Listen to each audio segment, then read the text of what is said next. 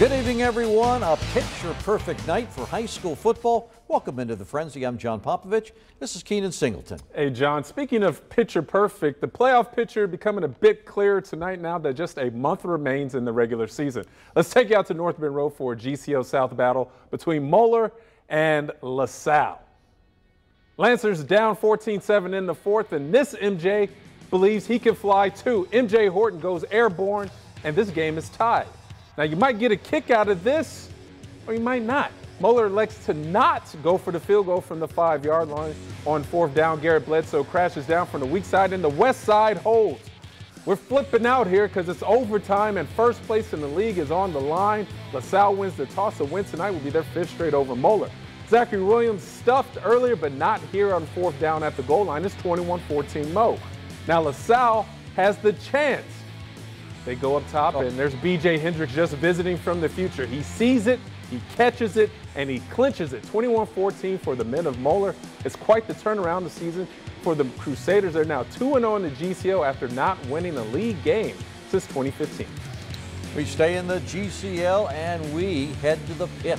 Would it be the pit of despair tonight? This was the opener in the South for Elder. St. X knew the task was going to be tough. Wyatt Hootable, though, back to pass. Hits Patrick McIntyre in the flat at the 10. He goes in and gets the Bombers a 7-0 lead.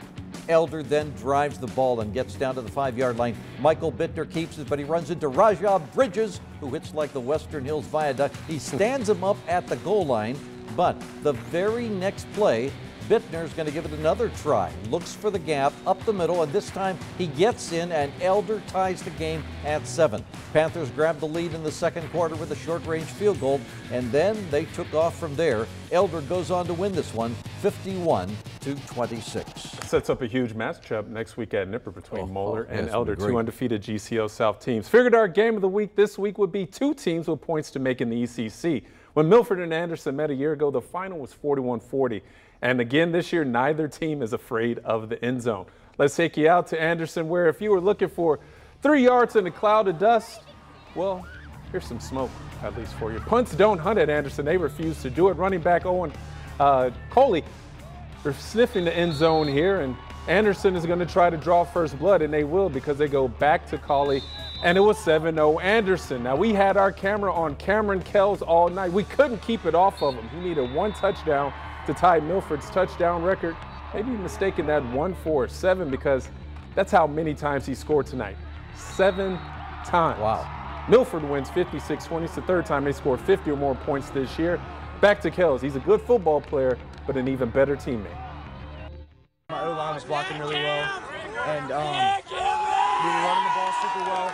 And I got to owe it to my O-line and my coaches, and I feel like we had a great night. We had a great team win.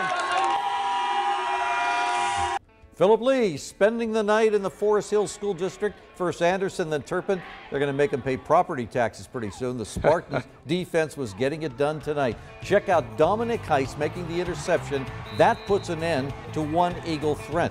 At the time, the offense looked just as good. Reese Evans slices his way through the Eagles defense for a 15-yard touchdown run. Turpin got a grip on this game and didn't let go.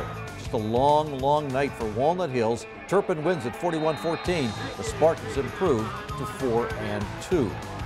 All right, when we come back, John, we head to a couple of big games in the CHL. And the Deer Park Wildcats were 5-0. We're going to find out tonight if they're for real because they are taking on the Wyoming Cowboys. The frenzy continues right after this.